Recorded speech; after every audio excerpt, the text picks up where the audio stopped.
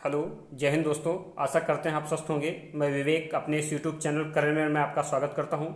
आज मैं ancient history का नेक्स्ट चैप्टर महाजनपद काल लेकर के आया हूं। इससे पहले मैंने स्टोन एज, इंडस सिविलाइजेशन, वैदिक era part first part second discuss कर चुका हूं आपके साथ। और अगर अभी तक आपने ये सब वीडियो नहीं देखे हैं तो आप मेरी प्लेलिस्ट में जा कर के ज़रूर देखें।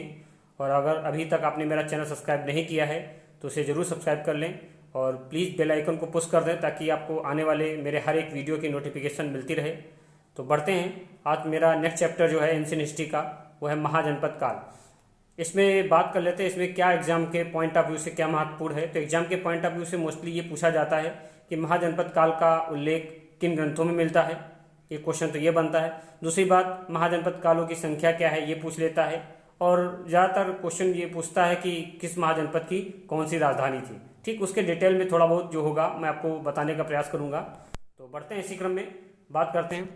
पहला पॉइंट है, कह रहा बुद्ध के जन्म के पूर्व, मतलब बुद्ध के जो गौतम बुद्ध हैं इनके जन्म के पूर्व 6ठी शताब्दी ईसा पूर्व की बात कर रहा है कि भारतवर्ष में 16 जनपदों में बटा था। जो भारतवर्ष जो था वो 16 जनपदों में बटा था, यानी 16 महाजनपद कह सकते हैं कि 16 महाजनपदों में बटा हुआ था। उसमें से आपको बताते मैंने कि पहले ही बता चुका हूं मैं कि इसमें से जो 8 थे वो उत्तर प्रदेश में ही स्थित थे। जैसा कि मैंने उत्तर प्रदेश सीरीज लेकर के आ रहा हूं, उसमें जब मैंने फर्स्ट पार्ट डिस्कस किया था उसी में मैंने बताया था कि महाजनपद 16 महाजनपद थे। उसमें से जो 8 महाजनपद थे वो कि जो आपके हैं वो उत्तर प्रदेश में ही स्थित हैं। तो बात करें तो 16 महाजनपद थे। उन 16 महाजनपदों की बात करते जानकारी कहाँ से मिलती है हमें, तो 2 ग्रंथ हैं। एक तो बौद्ध ग्रंथ है अंगुत्तर निकाय और दूसरा एक जैन ग्रंथ है भगवती सूत्र। इन दोनों ग्रंथों से हमें 16 महाजनपदों के साक्ष्य मिलते हैं या 16 महाजनपदों के विषय में जानकारी प्राप्त होती है। तो ये बातें याद रखेंगे कि 16 महाजनपदों का उल्लेख कहाँ पर है। तो एक बौद्ध ग्रंथ की बात करेगा तो अंगुत्तर निकाय हो गया, और अगर बात करेगा जैन ग्रंथ की बात करेगा तो भगवती सूत्र। तो याद रखोगे कि बौद्ध और जैन दोनों ग्रंथों से हमें 16 महाजनपदों का उल्लेख मिलता है। तो बौद्ध ग्रंथ का नाम याद रखेंगे अंगुत्तर निकाय जो कि बौद्ध ग्रंथ है, और भगवती सूत्र जो कि जैन ग्रंथ है। इन दोनों से ही 16 महाजनपदों का उल्लेख हमें मिलता है। बात करते हैं आगे। बात करते हैं पहले महाजनपद की कि अंग की राजधानी क्या थी, चंपा थी। और याद रखेंगे कि अंग की राजधानी क्या थी, चंपा थी। और इसका जो क्षेत्र था वो मुंगेर और भागलपुर क्षेत्र था। बात करें कि चंपा की, तो जो अंग की राजधानी चंपा थी पुराणों में से मालिनी कहते हैं। पुराणों में से मालिनी कहते हैं पुराणों में से। ठीक, आप याद रखेंगे पुराणों में से मालिनी कहते हैं। ये क्षेत्र हो गया। अंग की राजधानी क्या है, चंपा। हमने कहा राजधानी जरूर याद रखेंगे कि किस महाजनपद की राजधानी क्या थी। तो अंग की राजधानी चंपा, और इसका क्षेत्र क्या था, मुंगेर और भागलपुर। याद रख सकते हैं तो रख लीजिए। और इसकी याद रखिएगा कि चंपा को पुराणों में क्या कहते थे, तो मालिनी कहते थे। अंग का शासक जो था वो ब्रह्मदत्त था। आपको पता होगा कि अंग का शासक ब्रह्मदत्त था, जिसे बिम्बिसार ने पराजित कर जीत लिया था। आपको ये भी याद होगा कि आगे हम पढ़ेंगे, अगर नहीं याद है तो आपको आगे हम बताएंगे इसके विषय में कि अंग का शासक जो था ब्रह्मदत्त था, जिसे बिम्बिसार ने जीत लिया था। आप ये भी याद रखेंगे। तो अंग की राजधानी चंपा हो गई, इसका क्षेत्र क्या हो गया, मुंगेर और भागलपुर हो गया। नेक्स्ट बात करते हैं मगध की। मगध की बात करें, राजधानी है गिरिब्रज, राजगृह और पाटलिपुत्र। तो आपको बता दें मगध की जो पूर्व कैपिटल थी वो गिरिब्रज राजगृह थी, गिरिब्रज को या राजगृह। और जो उसके बाद जो दूसरी कैपिटल बनी तो वो पाटलिपुत्र बनाई गई थी, इसकी दूसरी कैपिटल। पहली कैपिटल अगर आपसे पूछा जाए तो राजगृह, जिसे गिरिब्रज भी कहते हैं, और जो दूसरी कैपिटल थी वो पाटलिपुत्र थी। इसका क्षेत्र क्या था, पटना, गया, नालंदा जिला, ये सब ये क्या था, पटना, गया, नालंदा जिला, ये सब क्या था, ये इसका एरिया था, एक तरीके से क्षेत्र था मगध का। ठीक है, तो आप 2 याद होंगे, तो आपको 2 याद हो गए होंगे। एक अंग की राजधानी क्या रही, चंपा, और मगध की राजधानी क्या है, गिरिब्रज कह लो, राजगृह कह लो और पाटलिपुत्र कह लो। आप ये याद रखेंगे कि राजगृह मगध की पूर्व राजधानी थी, और उसके बाद जो बाद में दूसरी राजधानी बनाई गई, यानी प्रथम राजधानी राजगृह थी और जो दूसरी राजधानी थी वो पाटलिपुत्र थी। आप ये भी याद रखेंगे। नेक्स्ट बात करते हैं काशी की। तो काशी की राजधानी वाराणसी हो गई, और जो कि क्षेत्र आपको पता बनारस, वाराणसी को बनारस भी कहते हैं। और इसकी विशेषता ये है कि वाराणसी के जो शासक थे अशोसेन, आपको पता होगा वाराणसी के शासक जो थे अशोसेन, नाम सुना होगा। उनके पुत्र थे पार्श्वनाथ, जो कि जैन धर्म के 23वें तीर्थंकर थे। आप ये भी याद रखेंगे कि जैन धर्म के 23वें तीर्थंकर जिनका नाम पार्श्वनाथ था, उनके पिता जो थे अशोसेन वो वाराणसी के शासक थे। ठीक है, और ये जो वाराणसी है ये सूती वस्त्र और घोड़ों के व्यापार के लिए काफ़ी प्रसिद्ध था उस समय। उन महाजनपदों में से सूती वस्त्र और घोड़े के लिए सबसे प्रसिद्ध जो महाजनपद था वो काशी था। काशी के शासक अशुसेन थे और अशुसेन के पुत्र जो थे नाम था उनका पार्श्वनाथ, जो कि जैन धर्म के 23वें तीर्थंकर भी थे। आप ऐसे याद रखेंगे, ठीक है। तो मैंने आपको 3 बताई कि अंग की राजधानी क्या है, चंपा। मगध की राजगृह गिरिब्रज हो गई जो कि पहली राजधानी थी, और उसके बाद पाटलिपुत्र उसकी दूसरी राजधानी हो गई। काशी की बात करें तो काशी की राजधानी वाराणसी हो गई। आपको बता दें काशी का कौशल राज्य के साथ काफ़ी युद्ध हुए हैं, अंततः कौशल राज्य ने काशी को जीत भी लिया था। तो नेक्स्ट बात करते हैं आगे। नेक्स्ट कौशल ही आ गया। ये कौशल की राजधानी श्रावस्ती, और ये क्षेत्र क्या है, अयोध्या। अयोध्या क्षेत्र पता आपको राम जी का क्षेत्र है, और वहीं राम मंदिर का भव्य उद्घाटन होना है कल, ठीक है। तो बात करते हैं कौशल की। तो कौशल के मैंने बताया कौशल ने काशी के साथ काफ़ी युद्ध लड़े, अंततः काशी को जीत लिया। और कौशल नरेश का मतलब एक तरीके से कह दिया जाए कि कौशल का जो प्रसिद्ध शासक था वो प्रसेनजित था, जो कि गौतम बुद्ध के समकालीन था। और इसने इसकी बहन का नाम था कौशल देवी। उसने इसका विवाह जो था वो बिंबिसार के साथ कराया था, जिसने काशी और बिंबिसार के साथ कराया था, और जिसने एक तरीके से काशी को दहेज में ले लिया था। कहने का तात्पर्य ये है कौशल के काशी के साथ काफ़ी युद्ध हुए, कौशल ने काशी को जीत लिया था। और कौशल का जो प्रसिद्ध शासक था नाम था प्रसेनजित, उसकी बहन थी कौशल देवी कौशल देवी थी, उसकी बहन थी। और उसका विवाह जो प्रसेनजित ने था वो बिंबिसार के साथ कराया था, और बिंबिसार को दहेज में काशी दे दिया था प्रसेनजित ने। तो आप याद करिए, आज को उस समय जो दहेज में चलते थे तो नगर दे दिया जाया करता था दहेज में, ठीक है। तो बात करते हैं वत्स की। तो वत्स की राजधानी कौशाम्बी, क्षेत्र इलाहाबाद और मिर्जापुर ये 2 क्षेत्र हैं। तो याद रखेंगे वत्स की राजधानी कौशाम्बी थी। और कौशाम्बी का जो प्रसिद्ध शासक था उदयनी था, आप याद रखेंगे। उदयनी जो था वो कौशाम्बी का एक प्रसिद्ध और प्रतापी शासक था। तो बात करेंगे कौशल की, हमने बताया श्रावस्ती राजधानी हो गई, वत्स की कौशाम्बी, इनकी राजधानी आप जरूर याद रखेंगे, ठीक है। नेक्स्ट बात करते हैं वज्र की। वज्र की राजधानी वैशाली हो गई, विदेह हो गई, मिथिला हो गई, क्षेत्र इसका मुजफ्फरनगर और वैशाली, ठीक है। मिथिला आपको पता हो कि माता सीता मिथिला से संबंधित हैं, ठीक है। तो वज्र की राजधानी क्या थी, वैशाली थी, विदेह थी, मिथिला थी, और ये क्षेत्र क्या था, मुजफ्फरनगर वैशाली। आप इसके विषय में इतना याद रखेंगे कि वज्र की राजधानी क्या थी, तो वज्र से वज्र वैशाली विदेह, ये दोनों याद रखेंगे। उसके अलावा मिथिला भी याद रखेंगे आप कि वज्र की राजधानी क्या थी, तो वैशाली, विदेह और मिथिला, ठीक। बात करते हैं अवंत की। तो अवंत की राजधानी थी उज्जैनी, महेशमती, क्षेत्र था मालवा। अब बात करें इसकी भी 2 राजधानी उज्जैनी महसमती हैं। तो अवंत जो था वो 2 भागों में बटा था, एक था उत्तरी भाग और दूसरा था दक्षिणी भाग। बात करें उत्तरी भाग की, तो उत्तरी भाग की राजधानी जो थी वो उज्जैन थी, और जो दक्षिणी भाग था तो दक्षिणी भाग की जो राजधानी थी महेशमती थी।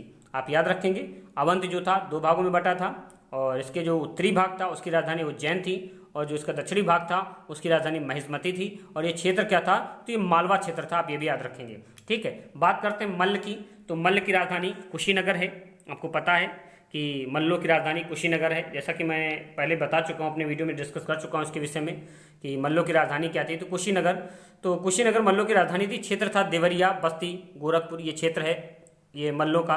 और आपको बता दें कि ये जो कुशीनगर है, इसी कुशीनगर में महात्मा बुद्ध का महापरिनिर्वाण हुआ था। महापरिनिर्वाण समझते हो, यानी अंत्येष्टि, एक तरीके से मृत्यु, है ना, उनकी वहाँ कुशीनगर में हुई थी।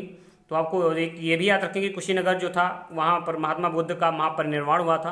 और दूसरी बात जो मल्ल थे वो बौद्ध धर्म को अपनाते थे, ये भी याद रखेंगे। उनका जो प्रसिद्ध ग्रंथ एक तरीके से धर्म था जिसको वो मानते थे वो बौद्ध धर्म था। और मल्लों की राजधानी कुशीनगर है, और कुशीनगर में ही महात्मा बुद्ध का महापरिनिर्वाण हुआ था, आप ये भी याद रखेंगे। तो आपको इतनी बातें बताई मैंने कि अंग की राजधानी चंपा हो गई, मगध की राजधानी गिरिब्रज राजगृह पाटलिपुत्र हो गई। गिरिब्रज राजगृह इसकी पहली राजधानी थी और पाटलिपुत्र इसकी दूसरी राजधानी थी। काशी इसकी राजधानी वाराणसी थी, जिसे बनारस भी कहते हैं, ठीक है। और मैंने बताया कि जो काशी के शासक थे अशुसेन, उनके पुत्र थे क्या बोलते हैं पार्श्वनाथ, जो कि जैन धर्म के 23वें तीर्थंकर भी थे। और ये सूती वस्त्र और घोड़ा के व्यापार के लिए काफ़ी प्रसिद्ध था काशी, ठीक है। और इसे कौशल नरेश ने जीत लिया था। आगे बात करते कौशल श्रावस्ती, इसका क्षेत्र राजधानी श्रावस्ती है, क्षेत्र अयोध्या है, ठीक है। इसका प्रसिद्ध शासक प्रसेनजित था, जिसने कि काशी को जीता था, और ये बुद्ध के समकालीन भी था। और इसने अपनी बहन कौशल देवी का विवाह जो था वो बिंबिसार के साथ कराया था, और काशी को दान में दे दिया था, एक तरीके से कहते हैं कि दहेज में दे दिया था काशी को। वत्स की बात करें तो वत्स की राजधानी कौशाम्बी थी, और इसका कौशाम्बी का एक जो प्रसिद्ध एवं प्रतापी शासक था उदयनी था। क्षेत्र इलाहाबाद और मिर्जापुर हो गया। जो वज्र की बात करें तो वज्र की राजधानी वासिव विधे और वैशाली, ये जो इसकी दो राजधानियां थी। मिथिला भी याद रखेंगे, ठीक है। इसका क्षेत्र क्या था, मुजफ्फरनगर वैशाली क्षेत्र है वज्र का। अवंत की बात करें तो अवंत दो भागों में बटा था, एक उत्तरी अवंत और एक दक्षिणी अवंत। बात करें उत्तरी अवंत की तो उत्तरी अवंत की राजधानी उज्जैन थी। ऊ से उज्जैन, ऊ से उत्तर, आप ऐसे रिलेट कर सकते हैं कि अगर उत्तरी उज्जैन की राजधानी पूछेगा तो आप ऊ से उत्तर और ऊ से उज्जैन ऐसे बता सकते हैं कि उत्तरी अवंत की राजधानी उज्जैन थी और दक्षिणी अवंत की राजधानी महेशमती थी। और क्षेत्र क्या था, मालवा। क्षेत्र आपसे नहीं पूछेगा, बहुत ही टिपिकल क्वेश्चन बनाना होगा, बहुत ही अगर डीप अंदर जाएगा तो ही आपसे इसका क्षेत्र पूछेगा, नहीं मोस्टली तो इसकी राजधानी के विषय में ही पूछता है आपसे। बात करें मल्ल की तो मल्लों की राजधानी मैंने बताया कि कुशीनगर थी, और कुशीनगर जहाँ पर महात्मा बुद्ध का महापरिनिर्वाण हुआ था। और जो मल्लों का जो प्रसिद्ध धर्म था वो बौद्ध ही था। क्षेत्र इसका देवरिया, बस्ती, गोरखपुर था। तो नेक्स्ट चलते हैं आगे। आशा करते हैं आपको इतनी बात समझ में आ गई होगी। नेक्स्ट बात करते हैं पंचाल की। ये पंचाल की राजधानी अहिच्छत्र और कंपिल थी। इसका क्षेत्र जो था पश्चिमी उत्तर प्रदेश था, ठीक है। इस पंचाल को भी कौशल ने जीत लिया था, आपको ये भी याद रखो। कौशल ने दो राज्य जीते, दो महाजनपद जीत लिए थे, एक काशी, दूसरा पंचाल, ठीक है। पंचाल की बात करें तो पंचाल की भी दो भागों में बटा था। जो उत्तरी भाग था उसकी राजधानी अहिच्छत्र थी। ये जो उत्तरी भाग था इसकी राजधानी, उत्तरी भाग की राजधानी अहिच्छत्र थी, और दक्षिणी भाग की राजधानी काम्पिल थी। आप याद रखेंगे कि पांचाल जिसे कौशल ने जीत लिया था, इसकी दो राजधानियां थी।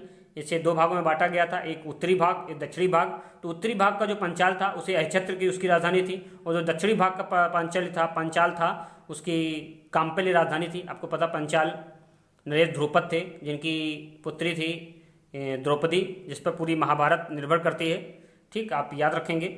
नेक्स्ट बात करते हैं चेद की, कि चेद कौन था। चेद की बात करें, चेद की जो कैपिटल है वो शक्तिमती है, यानी चेद की राजधानी क्या है, शक्तिमती है। और क्षेत्र इसका क्या हो गया, बुंदेलखंड क्षेत्र हो गया।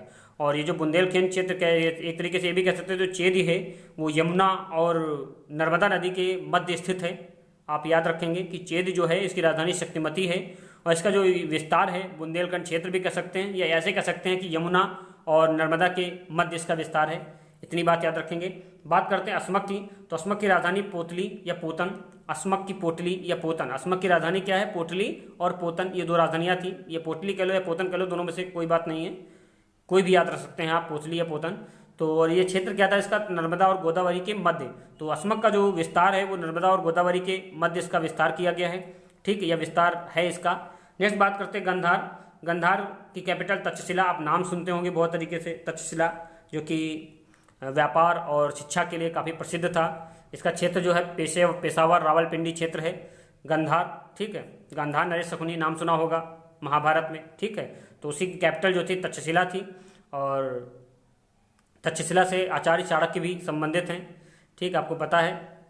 और ये जो तक्षशिला था आप ये भी याद रखेंगे, तक्षशिला जो है वो व्यापार और शिक्षा के लिए काफ़ी प्रसिद्ध था, और ये गंधार की राजधानी था, ठीक है। नेक्स्ट बात करते हैं कुरु की, तो कुरु की राजधानी इंद्रप्रस्थ थी, और थानेश्वर मेरठ दिल्ली इसका क्षेत्र था। कुरु कौरव वंश को कहते हैं कुरु, और इसकी राजधानी क्या थी, इंद्रप्रस्थ थी। और इंद्रप्रस्थ के जो सम्राट थे कौन थे, महाराज युधिष्ठिर जो थे इसके सम्राट थे। तो आप याद रखेंगे कुरु सम्राट जो एक तरीके से राज्य था उसकी राजधानी क्या थी, इंद्रप्रस्थ, ठीक है। ये बहुत ही भव्य नगरी थी जिसे देवताओं के द्वारा बनाया गया था, आप ये भी याद रखेंगे। ये याद रखने का तरीका इसी याद रखना नहीं है, एग्जाम में ऐसा कुछ नहीं पूछा जाएगा कि ये भव्य नगरी थी, इसे देवताओं ने बनाया था, ये वगैरह वगैरह। ये तो मैं आपको इसलिए बता रहा हूँ ताकि आपके मस्तिष्क में बात बैठ सके, और ताकि आप इसे याद रख सकते इजीली, आपको इसका आंसर पता हो जाए कि इसकी राजधानी क्या है, ठीक है। तो पंचाल की राजधानी अहिच्छत्र हो गई, काम्पिल हो गई। पंचाल दो भागों में बटा था, एक उत्तरी भाग एक दक्षिणी भाग। उत्तरी भाग की राजधानी अहिच्छत्र हो गई, दक्षिणी भाग की राजधानी काम्पिल हो गई। और चेद की बात करें, चेद की राजधानी शक्तिमती हो गई। अस्मक की पोटली या पोतन हो गई, ठीक है। गांधार की बात करें तो तक्षशिला हो गई। तक्षशिला जो था वो तक्षशिला विश्वविद्यालय ना सुना होगा आपने, ठीक है, और जो शिक्षा और व्यापार के लिए काफ़ी प्रसिद्ध था। आचार्य चाणक्य यहीं से संबंधित हैं, ठीक है। जो कुरु है इसकी राजधानी इंद्रप्रस्थ थी, आप ये भी याद रखेंगे। तो नेक्स्ट आगे बात करते हैं। नेक्स्ट बात करते हैं मत्स्य की, कि ये जो मत्स्य है विराटनगर हो गया, इसकी राजधानी क्या है, विराटनगर। और ये इसका क्षेत्र क्या है, अलवर, भरतपुर और जयपुर, ये क्षेत्र है। और बात करें मत्स्य, विराटनगर इसकी कैपिटल थी, ठीक है। और ये जो मत्स्य था इसको अवंती ने जीत लिया था, आपको बताया था अवंती, जिसकी उत्तरी राजधानी उज्जैन थी, है ना। और इसकी दक्षिणी राजधानी क्या थी? तो महिष्मती। दक्षिणी राजधानी क्या थी? महिष्मती थी। और इस उज्जैन ने, इस जो क्या बोलते हैं कि इस उज्जैन ने ही या इस अवंत ने ही मतलब किसको जीत लिया था? तो मत्स्य को जीत लिया था। आगे बात करते हैं कि कंबोज की, कंबोज की जो राजधानी है वो हाटक है। क्षेत्र इसका पाकिस्तान का हजारा जिला उत्तर पूर्व कश्मीर है। उत्तर पूर्व कश्मीर बात कर सकते हैं, वही एक तरीके से कि उत्तर पूर्व कश्मीर की बात कर रहे हैं, इधर लद्दाख क्षेत्र आ जाएंगे हम, ठीक है।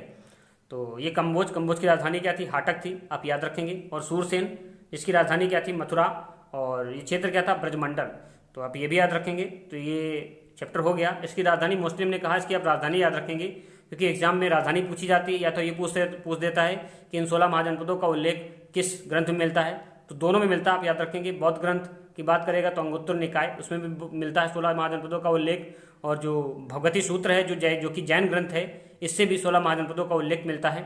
और इसकी जो राजधानी हमने बताई, फिर से एक सी बात देख लेते हैं। अंग की चंपा हो गई, मगध की गिरिब्रज, राजगृह पाटलिपुत्र हो गई, काशी की वाराणसी हो गई, कौशल की श्रावस्ती, वत्स की कौशाम्बी, वज्र की वैशाली, विदेह मिथिला, अवंत की उज्जैन महिष्मती, ठीक है। मल्ल की कुशीनगर हो गई, महात्मा बुद्ध का महापरिनिर्वाण हुआ था कुशीनगर में। पंचाल की अक्षत्र काम्पल्य हो गई, चेत की शक्तिमती, अस्मक की पोटली पोतन, गांधार की तक्षशिला, कुर की इंद्रप्रस्थ, मत्स्य की विराटनगर, ठीक है। मत्स्य से आप ये भी याद रखेंगे, विराटनगर। आपको आपने याद नाम सुना होगा अर्जुन का, अर्जुन के पुत्र अभिमन्यु का विवाह जो हुआ था वो मत्स्य राजकुमारी के साथ हुआ था, यानी विराटनगर जो था उसकी राजकुमारी के साथ हुआ था। तो नेक्स्ट बात करते हैं कंबोज की राजधानी हाटक, ठीक है। सूरसेन की राजधानी मथुरा। तो आपको आशा करते हैं ये वीडियो पसंद आया होगा और आप इसके विषय में काफ़ी कुछ जान भी पाए होंगे। तो अगर आपको ये वीडियो पसंद आया है तो please like, share and subscribe. धन्यवाद।